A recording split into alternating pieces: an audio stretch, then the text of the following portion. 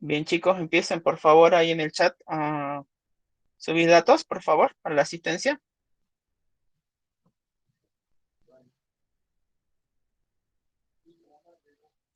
Bien, mientras van registrando la asistencia, entonces, estamos haciendo un repaso de lo que vimos en la clase pasada, de la transición del antiguo régimen feudal al capitalismo. Habíamos hablado de los siglos en el que tuvo auge el feudalismo y los siglos en el que se da esta transición ya hasta el siglo XVI, donde se configura un nuevo sistema, diríamos, de producción, de medios de producción, diríamos, donde ya hablamos de propiedad privada, por ejemplo. Y hablamos de un modo de producción de tipo capitalista y ya no hablamos de un sistema de producción rural como si lo hablábamos en el feudalismo.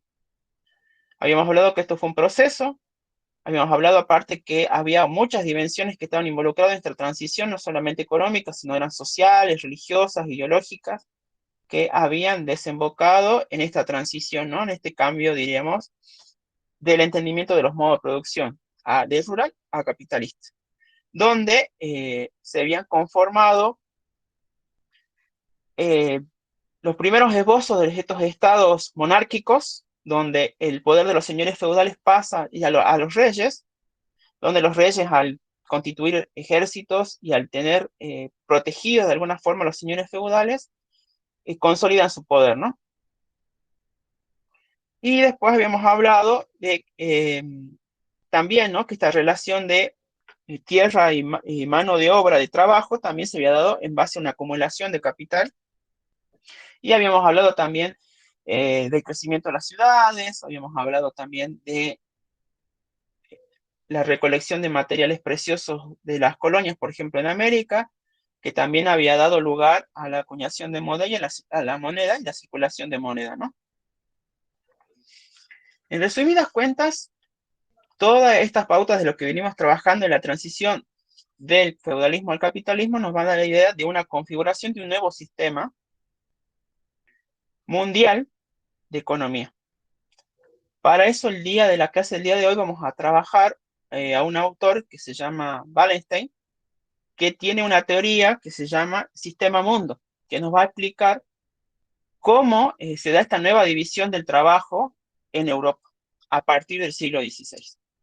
Este autor es un sociólogo y hace un desarrollo muy largo, diríamos, no solamente desde esta instancia histórica y temporal de la que estamos hablando, sino ya ha llegado hasta el siglo XX y XXI también lo habla.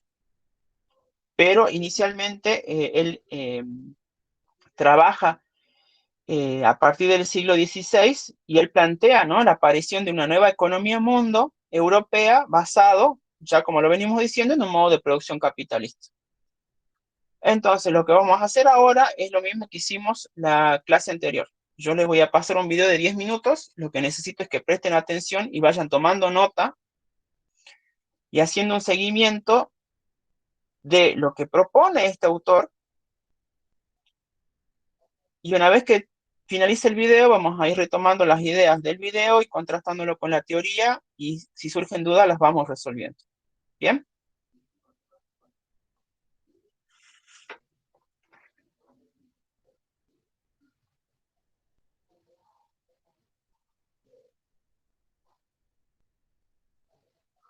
Sí, García.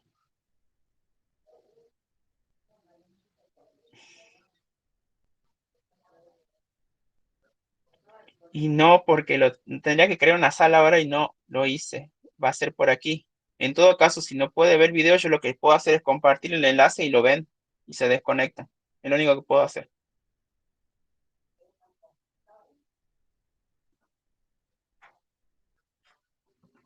Profe, ¿cuál dijo que era el tema de hoy? La nueva división europea del trabajo en lo que es economía mundo. Ese es el tema del día de hoy. Es la Gracias. configuración del sistema mundo.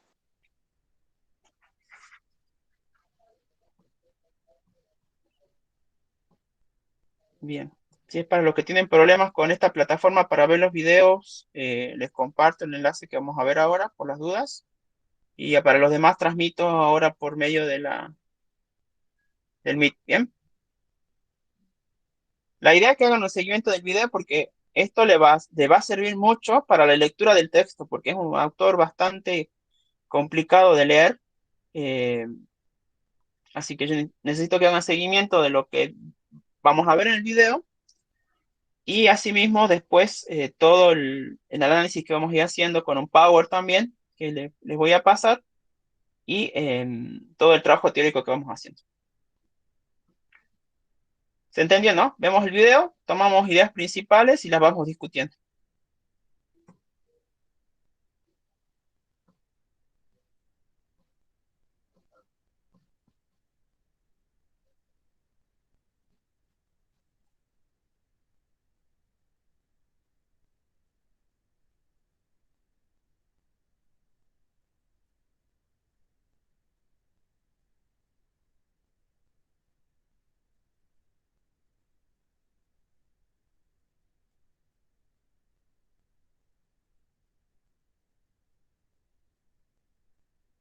¿Qué tal? Pues bienvenidos a este video tutorial. Vamos a estar practicando en los siguientes minutos sobre el tema del sistema mundo. El sistema mundo es una propuesta sobre el comportamiento que tienen los países y las relaciones económicas, políticas y culturales que existen entre países. Y bueno, el autor de esta propuesta es el sociólogo estadounidense Immanuel Wallerstein. Él es el que va a proponer la existencia del sistema mundo. En pocas palabras, el sistema mundo trata de explicar y mostrar la existencia de naciones desarrolladas y de naciones con poco desarrollo. Aquí la diferencia va a ser la cuestión relacionada a la explotación que va a haber por parte de unas sobre otras. Naciones desarrolladas explotando a las naciones con poco desarrollo. Y entonces aquí el intercambio va a ser desigual. Y entonces, si usted está atento, ya se dio cuenta que Immanuel Wallerstein tiene pues un pensamiento originado e influido por el marxismo, donde existe la explotación de, podemos llamar, burguesía sobre el proletariado que no tiene nada que vender, igual que los países en vías de desarrollo, solamente su fuerza de trabajo y la materia prima. Y bueno, en este caso, para Immanuel Wallerstein, el sistema mundo se va a originar a partir del siglo XVI. Será entonces el origen del sistema mundo. Para Immanuel Wallerstein se va a originar a través de la existencia de la corona española, la corona inglesa y la corona portuguesa. Estas tres naciones van a tener la cuestión de explotar a otras. Y así surge, según Wallerstein, el sistema mundo. Recordemos el caso de España explotando naciones de América Latina, al igual que Portugal, el caso de Brasil, y el caso de Inglaterra explotando, pues digamos, partes de África, partes de Asia, incluso algunos puntos también en el caso del continente americano. Y así entonces es el siglo XVI la apertura y la existencia del inicio del sistema mundo. Y entonces el sistema mundo va a provocar que el capital esté de este lado, del lado de los países desarrollados, y entonces para Immanuel Wallerstein el sistema mundo se va a consolidar ya para el siglo XIX. Es en el siglo XIX cuando la mayor parte del mundo va a ser parte del sistema mundo. Y bueno, entonces así podemos comenzar a explicar cómo es que existe este orden, en palabras de Wallerstein. Existen tres tipos de países, aquí los vamos a tener como países núcleo centrales, países semiperiféricos y países periféricos. Son los tres. Aquí entrarían todos los países del mundo en estos tres grupos. Obviamente estaremos hablando en principio de los países centrales. Estos países van a ser, digamos, los países con mayor desarrollo económico, los que van a explotar al resto del mundo. Y aquí estaríamos hablando de países como Estados Unidos, por supuesto ya en la actualidad y a partir del siglo XIX, países como Francia, países como España, que armaron toda su riqueza, no tanto fruto de su trabajo, sino más bien la explotación hacia otros países. Y entonces ellos van a tener como característica, estos países centrales, la existencia de productos complejos, sobre todo que van a estar con alto desarrollo tecnológico. Y así entonces tenemos en primer término a los países centrales. Después vamos avanzando en esta analogía que se asemeja al sistema solar, donde el orden mundial tendría aquí apareciendo a los países semiperiféricos. Obviamente estamos hablando de países que tienen menor desarrollo tecnológico y que por supuesto también son explotados, que no obtienen los grandes beneficios que sí obtienen los países centrales. Y aquí estamos hablando de países, caso como la India actualmente, que está despegando como una de las potencias emergentes. También tenemos el caso de países como Sudáfrica, ¿verdad? O Rusia incluso. Y entonces aquí tenemos que estos países semiperiféricos mantienen cierta autonomía, no al 100% como los países centrales, tienen diversidad económica, no a la potencia o al grado que tienen los centrales. Y entonces están un poquito más lejanos de los beneficios de ser un país central. Obviamente están luchando para llegar acá, pero no todos caben en este lugar, ¿no? Y por supuesto aquí podríamos incluso hablar del caso de Corea del Sur, como un país que seguramente estuvo en la órbita, ¿no? Obedeciendo este orden, siendo un país semiperiférico. Corea del Sur seguramente con la alta inversión que tuvieron ellos en cuestiones tecnológicas, hoy ya podríamos decir que Corea del Sur dejó de ser un país semiperiférico para convertirse en este orden, ¿verdad?, en un país central.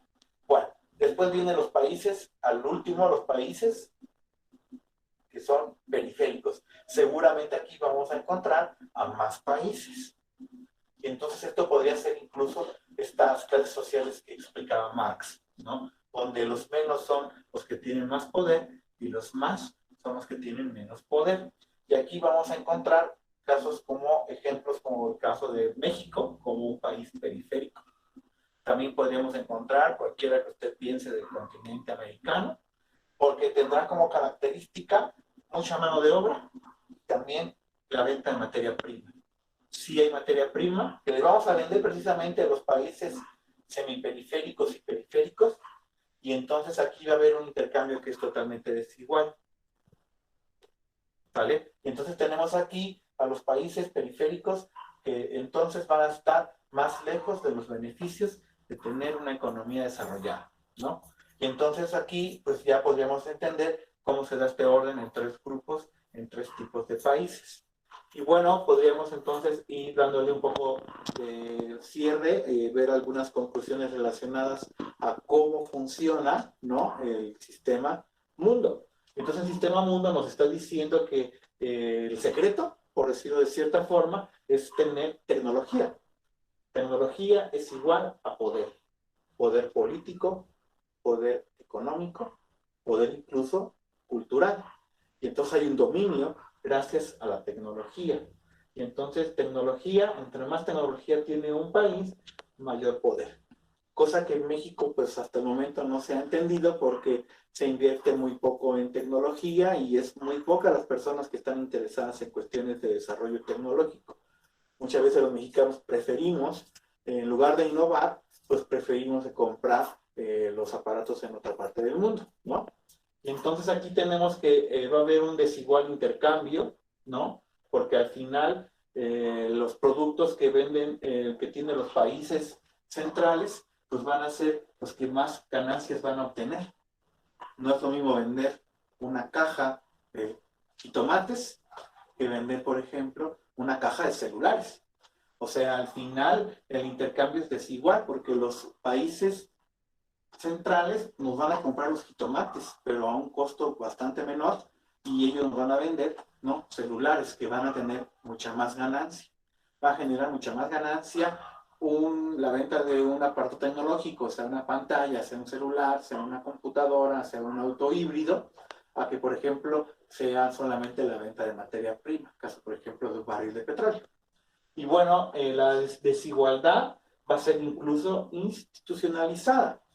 Esta desigualdad entre países se va a ver como algo normal, como algo que debería suceder y que entonces ya los países centrales, semiperiféricos y periféricos lo ven como algo normal, que haya esta desigualdad. Hasta incluso algunos dicen que debe haber desigualdad. Entonces ahí es donde Wallenstein pues, nos muestra que no debería ser, que no tenemos que tener esta cuestión de injusticia que pareciera normal. Y bueno, entonces hay, si nos quedamos pensando un poco en la propuesta de Immanuel Wallenstein, pues hay 0% de posibilidades de cambio. O sea, no hay la posibilidad, pareciera que está perpetuo este orden, mientras los países periféricos sigan prefiriendo tener mano de obra y materia prima, ¿verdad? Pues al final entonces no vamos a tener ningún tipo de cambio. Muy complicado que un país con poca educación, con poco desarrollo tecnológico, abandone la periferia para poder llegar a ser un país central. Y entonces las naciones centrales van aumentando los precios de sus productos. Si usted se da cuenta, los precios de los productos con tecnología, por ejemplo, el caso de un automóvil híbrido, pues es súper alto y lo aumentan aumentan más los precios y entonces cada vez pagan menos por el petróleo y cada vez venden más caros sus productos, cada vez pagan más barata la mano de obra y cobran más caros sus productos. Ellos van aumentando los precios de sus productos. Imagínelo también en el caso de celulares, imagínelo también en el caso de computadoras, que cada vez son más caras, ¿no? Y entonces las naciones centrales van aumentando los precios. Obviamente los países semiperiféricos van a obtener ventajas por comercializar con los periféricos. Y los que siempre van a perder, pues van a ser los países periféricos. Y así entonces Immanuel Wallenstein pues da el golpe en la mesa y muestra, ¿no?, cómo existe esta cuestión de poca justicia en la distribución de la riqueza. Porque el mundo tiene dinero, ¿no? Hay países que tienen muchísimo dinero, pero que hay una cuestión de injusticia en la cuestión de la distribución de la riqueza. Y entonces así, pues prácticamente le estaríamos dando cierre al tema del sistema mundo, ¿no? Este orden mundial que pareciera que tiene pocas posibilidades de cambio. Y bueno, con esto prácticamente le daríamos cierre a esta presentación. Agradezco muchísimo su atención y esperemos estarlos viendo pronto por acá, por este canal.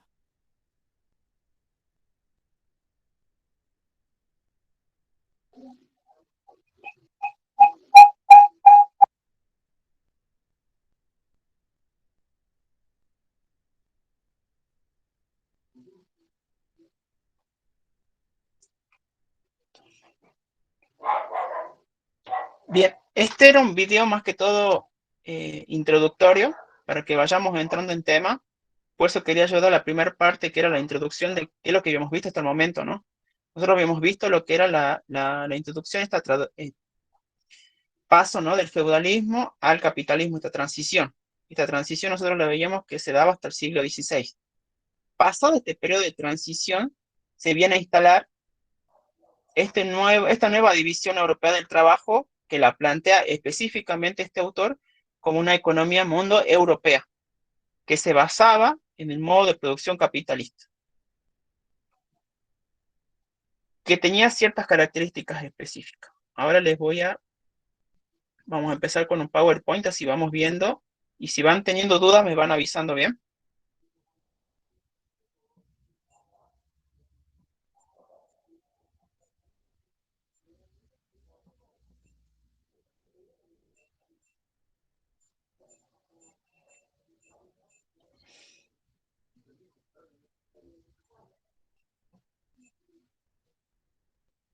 ¿Se ve pantalla completa, chicos? Sí, profe. Bien, la idea es que lo vean bien grande. Listo. Bien, entonces, la temática, entonces, el sistema mundo moderno, planteado por Immanuel. El video lo dice Wallenstein, o sea, también se suena así como Wallenstein, sería cómo se lo nombra el autor.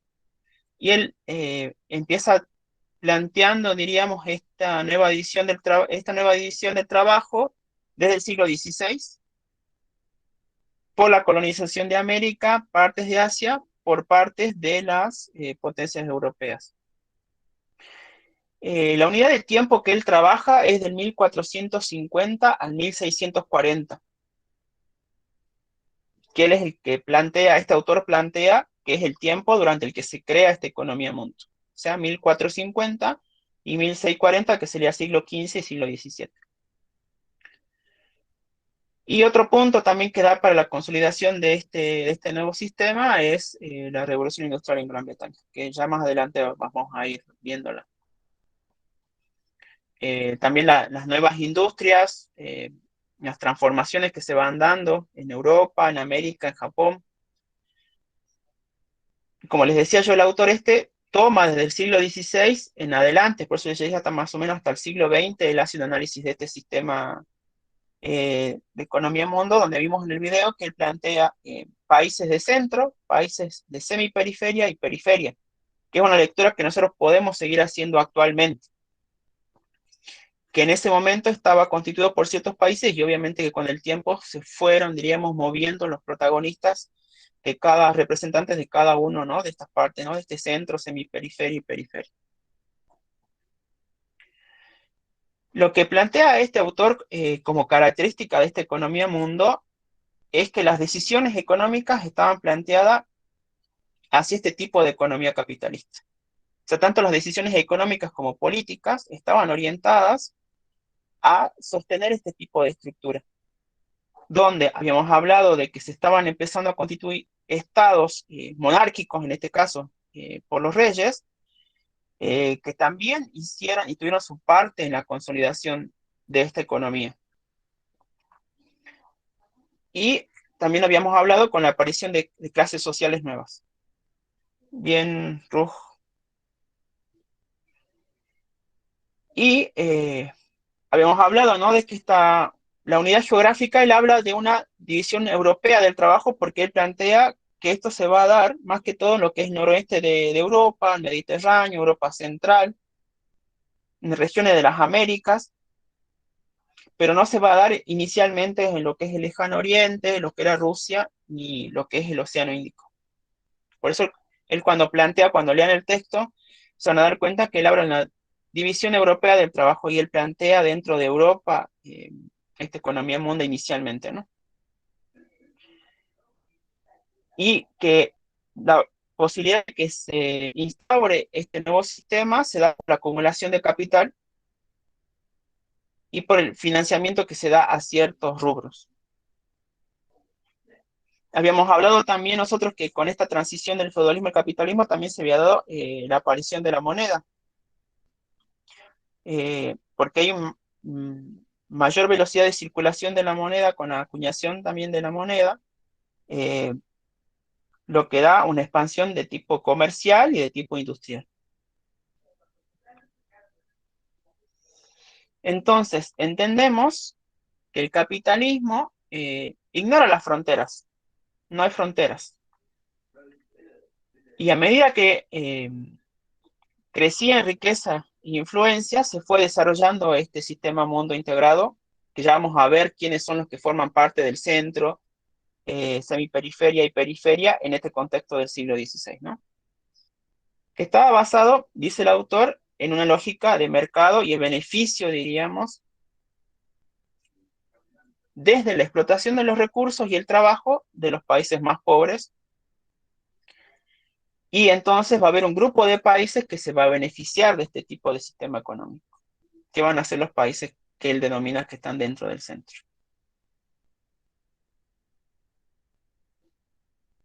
Un ejemplo claro, nosotros lo vemos entre lo que es la corona española y América. Por eso le digo, así como lo ven en la imagen, imagínense. Bien, decía entonces que este sociólogo entiende que se arma un panorama de nuevas relaciones económicas a nivel mundial desde cierto grupo de naciones que van a explotar esta mano de obra de la que ya venimos hablando, ¿no? Mano de obra y recursos naturales.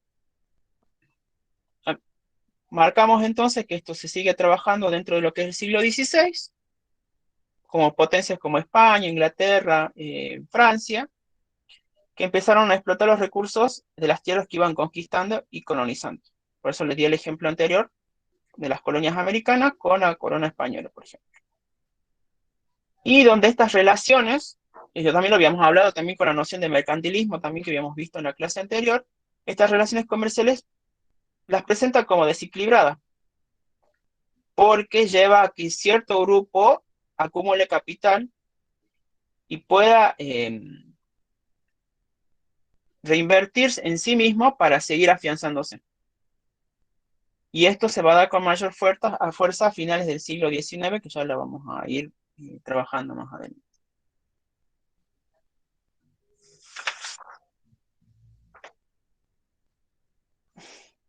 Bien, el autor va marcando que esta economía mundo estaba organizada de manera diferente, que se daba por presiones para expandir y donde se daba este desarrollo desigual y desequilibrado que marca el autor, ¿no?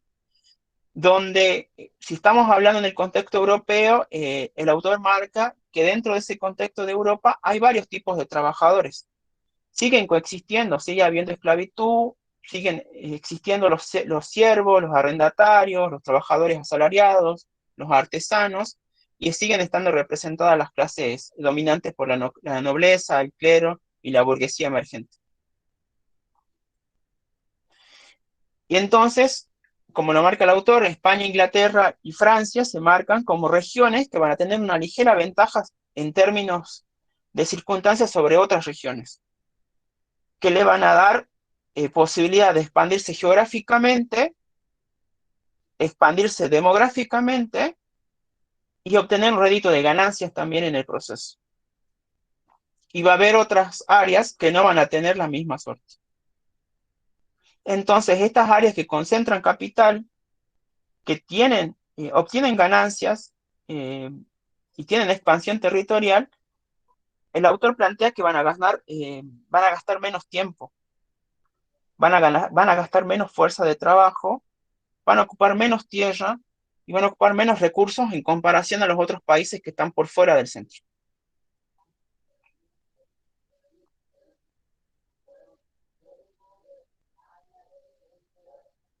Bien, el video también nombra que el autor también trabaja sobre el marxismo, trabaja sobre la teoría de Marx. No sé si ya estuvieron trabajando algo del autor.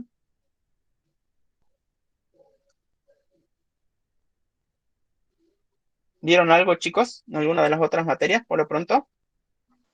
No, profe, de este autor que está hablando usted ahora no. Bien, Con respecto a listo. Marx, ¿no? Bien, bien, bien.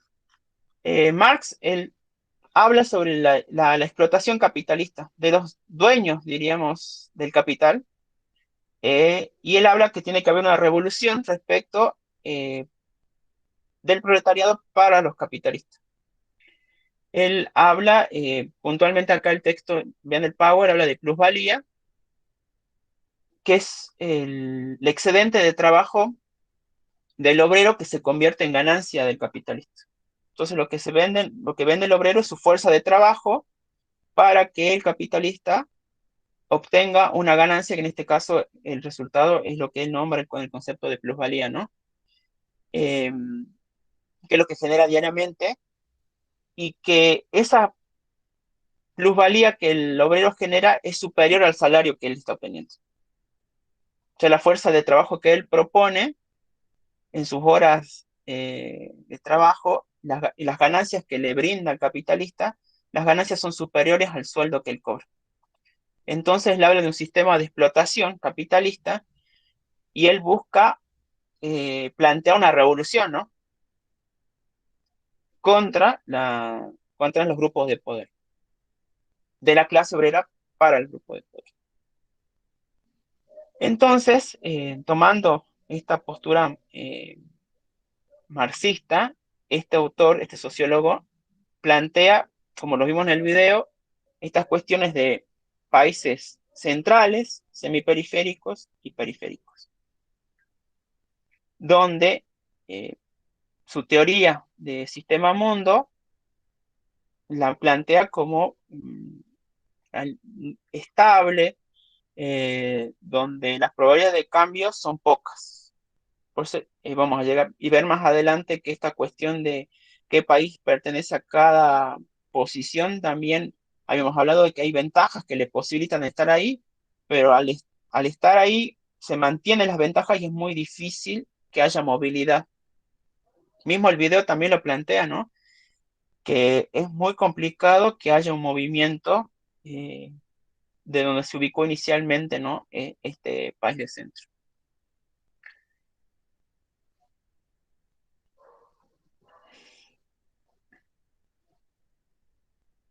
Bien, la teoría de este autor, bien reflejada acá en este gráfico, nos va mostrando lo que veníamos viendo, ¿no? De entender estos países periféricos que van a carecer de poder y de alguna forma se entiende como que son pobres, pero pobres en el sentido de que su economía puede tener dos tipos. Estamos hablando del siglo XVI, ¿no? Que puede estar planteada en la minería, por la extracción de metales preciosos o por la agricultura. Pero acá dicen el Power, una economía agrícola limitada porque la agricultura era de monocultivo, era de un solo tipo de cultivo. Y estas naciones van a proporcionar tanto a la semiperiferia y al centro las materias primas, que es una de las instancias, y lo que son productos y mano de obra. Por ejemplo, en el siglo XVI, la América española era la que brindaba la minería y, por ejemplo, la Europa oriental es la que brindaba la agricultura. En estos países periféricos, también lo que marcaba el video también es el uso de las tecnologías. En lo que son los países periféricos, no hay un uso complejizado, diríamos, de lo que es la tecnología. Más que todo se orienta al uso intensivo de la mano de obra y a la explotación laboral. No hay mayor desarrollo tecnológico dentro de estos países que están dentro de esta área geográfica, que están dentro de la periferia.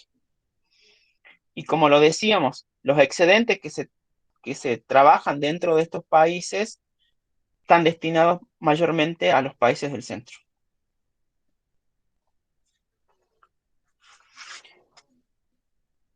Después pasamos a... Sí.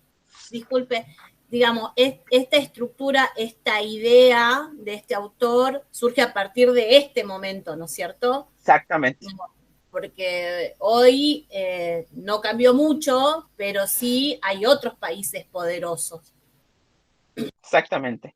Por eso el autor habla de ventajas, que es... porque este también es un proceso histórico que él plantea el autor, y bien, como bien los decís vos, el siglo XVI, esta transición del feudalismo y la aparición del capitalismo, es lo que nos da esta teoría para explicar esta economía capitalista en este tiempo histórico. Y como lo decís vos, nos da una lectura de cómo algunos países que yo nombré, como Inglaterra, todavía permanecen en el tiempo y hay otros que se han ido modificando también. Y si vamos escuchando, no cambia mucho de las reglas de juego que estamos viviendo actualmente. Sí, es más, Inglaterra todavía su idea de Estado sigue siendo de inicios de los siglos, digamos, de una monarquía, si bien no es tan representativa, pero sigue teniendo el poder.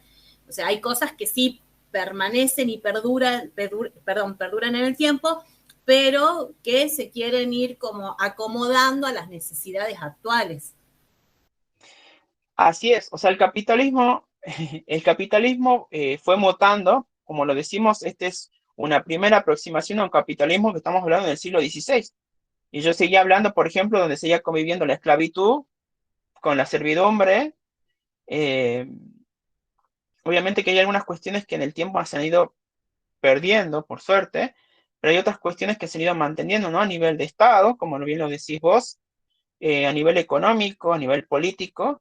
Y bueno, en su momento estos países han sabido aprovechar esas ventajas que tuvieron, esas ventajas económicas, esas ventajas políticas. Por eso hablaba también de que geográficamente, por la instauración de las colonias, que también le proponían estos excedentes, han sabido reinvertirlos para, con poca inversión, seguir obteniendo ganancias.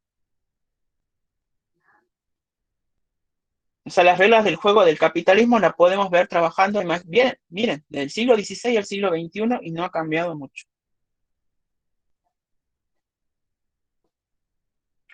Entonces el autor va trazando, a ver, Tomás.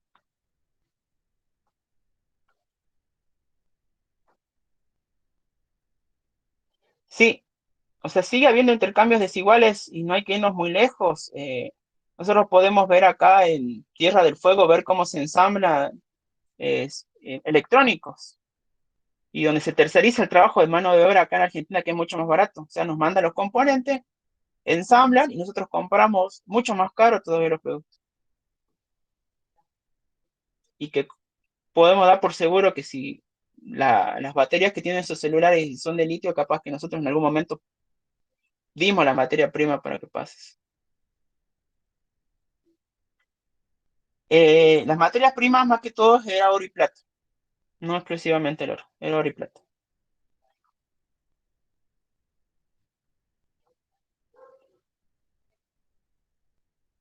Y más que todo lo habíamos planteado, yo le dije, la minería de lo que era de la América española con la corona española.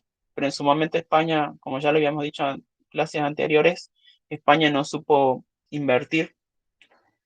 Y otro punto que había marcado yo también en los países periféricos era el no desarrollo tecnológico, que eso sí lo hace Gran Bretaña, en Inglaterra específicamente. Bien, continuando con esta idea, porque esto es una teoría que explica, diríamos, cómo se sostiene el capitalismo en Europa y después cómo los otros países y cómo vamos a ver en el tiempo se fue adoptando a nivel mundial. Tenemos los países que están ubicados en lo que denomina el autor la semiperiferia, ¿no? Que ustedes lo ven en el gráfico,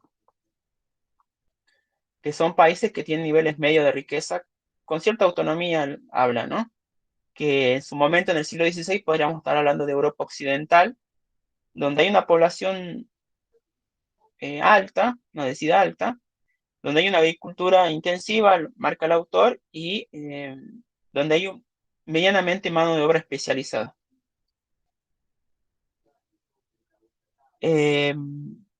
Bueno, este punto intermedio entre el centro y la periferia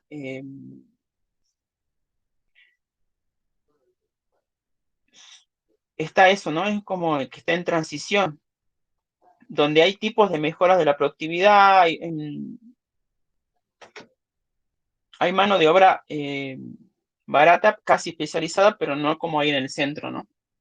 Porque habla de que los países centrales están apuntados a ser industrializados, desarrollados, con una posición dominante. Que ya habíamos nombrado, por ejemplo, a España, Inglaterra y Francia. Donde países como Inglaterra, donde se da el nacimiento de las industrias, ¿no? Donde también me figura importante los mercados. Y el autor marca que esta expansión que se representa geográficamente también se da económicamente, ¿no? Porque va a ser un periodo del siglo XVI en adelante, donde va a crecer la demografía, donde va a haber una mayor productividad agrícola, y va a dar las pautas, diríamos esto también más adelante, para la primera revolución industrial. Y lo que marca este sistema mundo que plantea Wallenstein viene a marcar un circuito de comercio regular entre Europa y el resto del mundo. Son los primeros pasos, diríamos. Y es como dice su compañera, hoy en día, siglo XXI, seguimos de alguna forma viendo esta imagen, ¿no? Como lo vemos en el gráfico. Esto, ¿no? De quiénes son los países que controlan el capital,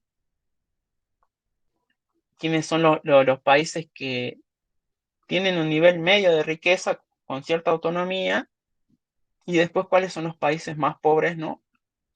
Y que lo único que pueden ofrecer son materia prima, mano de obra o recursos. O sea, como lo marca el video, también están estas cuestiones, ¿no? De que el pasaje, diríamos, de un lugar a otro es complicado. Lo podemos vivir actualmente nosotros porque los países que están en el centro son mayormente los que administran los fondos de inversión, que manejan los fondos de los préstamos internacionales, FMI, Banco Mundial.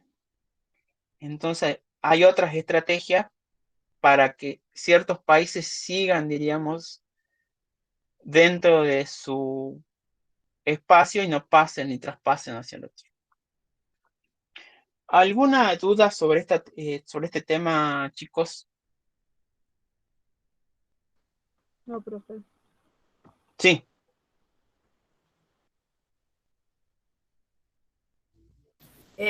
Profe, a mí no me queda claro sí, donde dice diversas economías, digamos, fuera de lo convencional, de lo que conocemos, sí.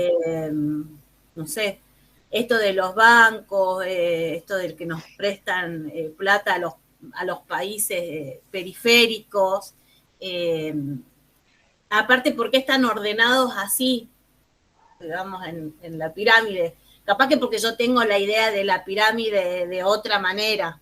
Yo lo pondría a los países periféricos abajo, pero una estructura personal, ¿no? Sí, más que todo están en ese orden porque tenemos que imaginarlos con esta imagen del círculo, ¿no?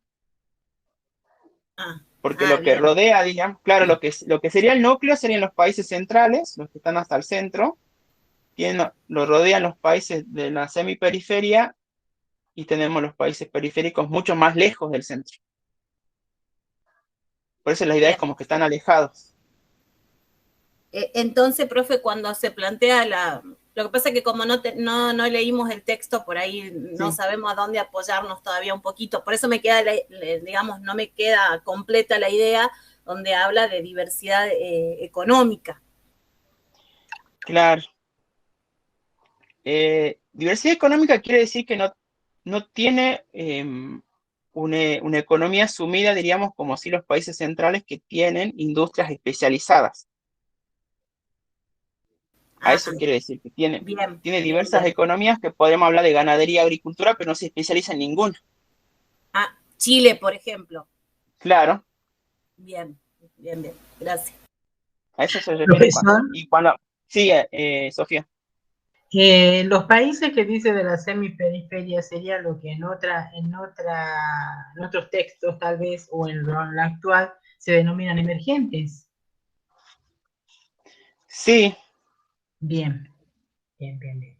Gracias. ahora por eso le decía yo que esta es una lectura que se hace, una lectura teórica que podemos hacer nosotros con respecto al orden, porque después de la lectura teórica que podemos tener son los otros países de primer mundo, emergentes, o de tercer mundo, por ejemplo, que podría ser otra lectura comparada con esto. Claro, U son otra otras forma de. nomenclaturas, otra forma de nombrarlos, pero en realidad se refiere a lo mismo. Bien, Específicamente, profesor. ahora como el autor, como un sociólogo, esto lo hace un tratamiento histórico, diríamos, y él tiene varios libros. El texto que yo les voy a dar es específicamente el siglo XVI y un poquito más en adelante, pero es porque nosotros venimos trabajando lo que es feudalismo, transición de capitalismo, y bueno, en esta transición es que aparece este tipo de lectura económica y política de cómo se va armando a nivel mundial ya y asentando a nivel mundial el capitalismo y cómo se asienta en ciertos países que tienen ciertas características, diría. Como lo dice la compañera, o sea, fueron modificando y mutando, diríamos, los lugares en los que estaba ubicado cada uno. Sí, sí.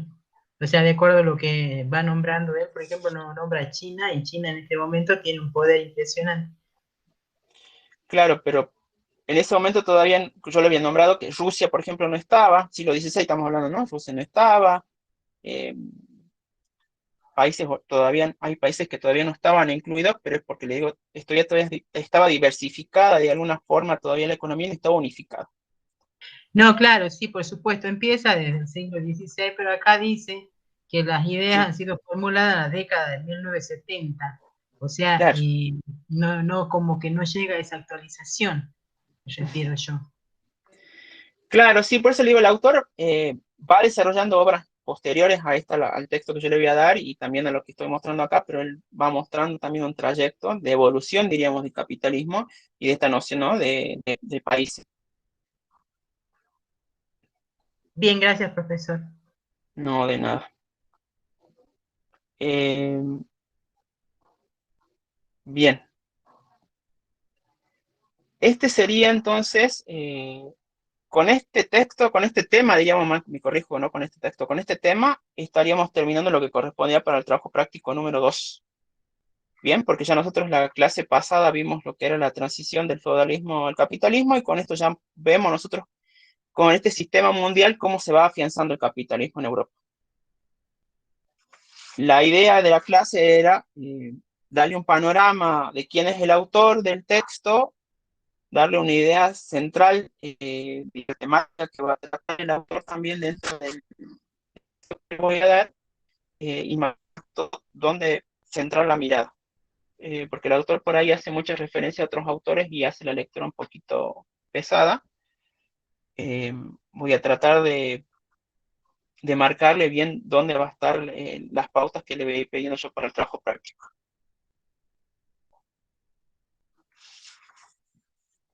¿Se entendió esta idea de que hay una correlación, diríamos, entre lo que es la transición del feudalismo a la aparición de este sistema capitalista, ¿no? Porque si no estaban sentadas las bases de esta decadencia, digamos, del feudalismo, no estarían sentadas las bases para que aparezca el capitalismo y no están sentadas las bases para que estos países, diríamos,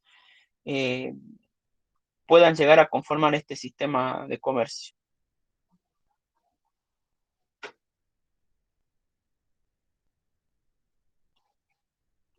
Bien, chicos. ¿Alguno vio las consignas del trabajo práctico del número 1? Sí, profe, yo tengo una duda. Sí. Donde dice, digamos, después de consigna, elaborar una síntesis de las ideas principales de ambos textos. Sí, de ambos textos. Bien. Y yo le puse, sí. y le puse por ambos textos que de uno y que de otro más o menos se concentren, diríamos, la síntesis, diríamos. ¿En qué enfoquen la síntesis? Bien, bien. Ahora sí. Claro, porque yo pensé que era una síntesis general de lo que se entendió de los dos textos y después los dos puntos que usted indica de los textos por separado. Ah, bien. No. Sería directamente la síntesis del texto 1 y texto 2, centrándose, diríamos, en esos puntos. Bien, gracias. A ver si lo puedo proyectar ahora el trabajo práctico, así lo vemos todos.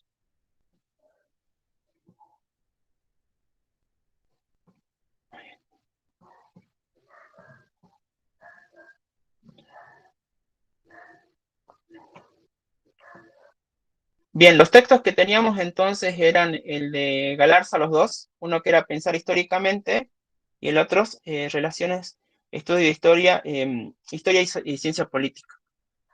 Y como le decía su compañera, es una síntesis de cada uno de los textos, una síntesis del texto 1 y una síntesis del texto 2, y estoy pidiendo que del texto 1 marquen los 3 momentos que desarrolla el autor y pongan más énfasis en el tercer momento y también cuando él habla de la caracterización de la historia que él quiere que se trabaje, diríamos.